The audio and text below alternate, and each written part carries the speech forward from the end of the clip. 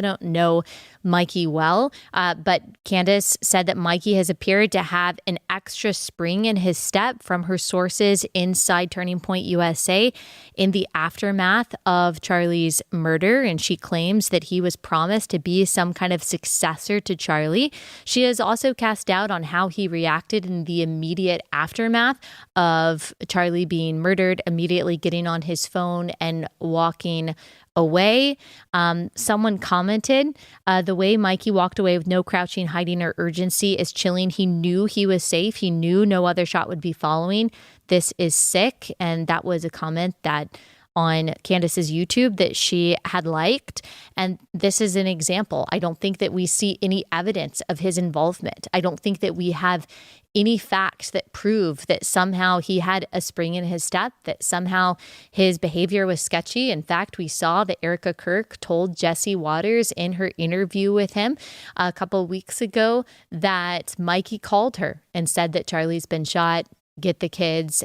But it is a very strong claim to make that someone who was close to Charlie acted sketchy immediately following his death, and also that he had a spring in his step, implying that he was somehow happy about this. She has called Seth Dillon a literal demon. I will never, can't explain to you that there was something very dangerous, psychologically, when talking about Seth Dillon.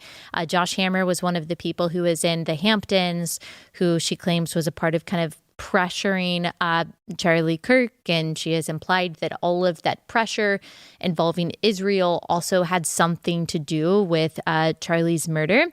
She has said, quote, "The people around Charlie are not acting in the way that they should be acting. Their emotionality is not meeting the moment of violence that we all witnessed. They're lying to you about where Charlie was on his faith journey. That's hush hush. The Catholic thing must stay hush hush." And again, I don't have any inside information on a Catholicism journey there. Again, she said that Charlie's murder reeks of an inside job. Turning Point is involved. Every day that goes on, it feels like Turning Point is engaged in a cover-up. She said, "I don't know how the executives over at Turning Point USA sleep at night." She said, "This is looking to me," this is a quote, "like the apparent plan was to assassinate Charlie Kirk, then to stage a hostile takeover of his brand and his legacy." She's responded to Ben Shapiro. Ben Shapiro was with Megyn Kelly and said that Candace Owens has directly accused Erica of being involved somehow, and Megyn pushed back on that. And I think Ben kind of clarified, and he clarified that she has said that everyone close to Charlie betrayed him. But it's true, Candace has not said, I think Erica was involved in this. I think that people are implying that. I think people are drawing that conclusion from her saying everyone around Charlie and all of the executives at Turning Point. She is the CEO of Turning Point. How could they sleep at night? So I'm not saying that she did say that. She didn't say that. But I think that is where people are making that assumption and drawing that conclusion. But in response to what Ben Shapiro said, she's released a bunch of texts about Ben between her and between Charlie, and basically saying that they didn't like Ben very much back in the day 7 years ago. And I just will say, yeah, I would hate someone to after I die to reveal texts like that between us, because those texts didn't make Ben look bad. They made Charlie look bad.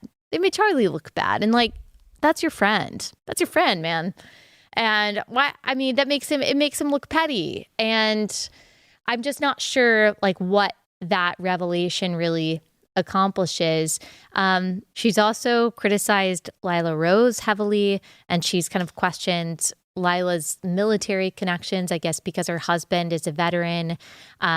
She has questioned Alex Clark and Alex's decision to talk to the Wall Street Journal a week after Charlie was murdered. And Candace claimed that it would make her feel icky to speak to the media 1 week after Charlie's death. She did do a CNN interview a couple weeks after Charlie died, though. And I just want to say, I know Alex and Lila really well.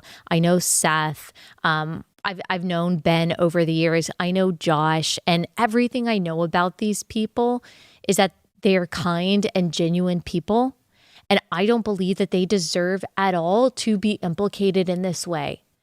Like, I just think it's really serious. I just think it's really serious when we bring these things to the table. And that doesn't mean we can't disagree with people. We can. I disagree with people publicly all the time. And that's what I'm doing here. I still don't mean for this to be an attack, but I do want to share the arrows with my friends.